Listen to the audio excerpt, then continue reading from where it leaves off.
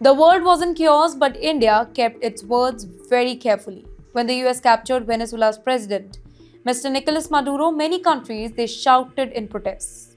Some criticized Washington for violating sovereignty and international law, but India's response it was different. No direct condemnation, no naming the US, no loud criticism. Instead, New Delhi chose a measured, cautious approach. First of all, India called it a matter of concern. That's right, India's Ministry of External Affairs didn't accuse the US. It said that the situation in Venezuela it was concerning. It reminded everybody that peace and stability matters the most. India also emphasized dialogue and negotiations instead of escalating tensions. This is not silence. It is a strategic neutrality. And secondly, India focused on people's safety first. The government prioritized the safety of Venezuelans, specifically Indians who are living over there. The Indian embassy in Caracas was in contact with Indian nationals, offering help and support.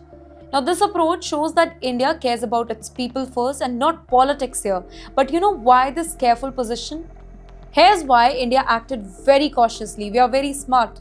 India stays neutral in global conflicts. India often chooses strategic neutrality, avoids siding with any superpower in major conflict.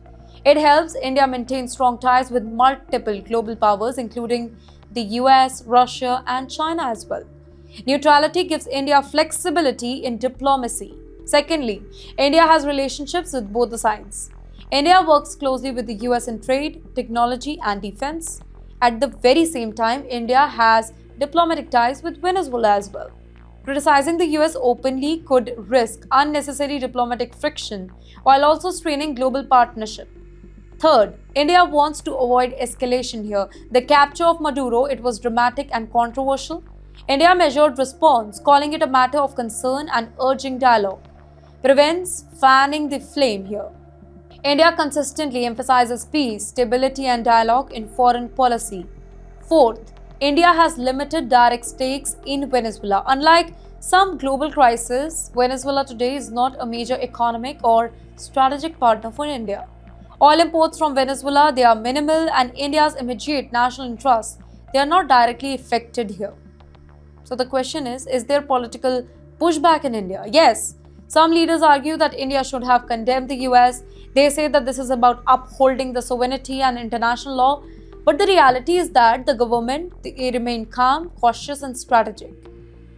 You know, this is what India is really saying. India's message is very simple that we are watching the situation closely. We are concerned about peace and the safety of people. We call for dialogue and stability, no shouting, no confrontation, just balanced diplomacy. In the end, India didn't condemn the US because it wants to maintain good relationship with global powers. It prefers neutral diplomacy over public confrontation here. It focuses on peace and safety first, and it avoids conflict with limited direct impact on India. This is a careful, strategic choice, not fear or partiality. India is staying flexible, responsible, and influential on the global stage.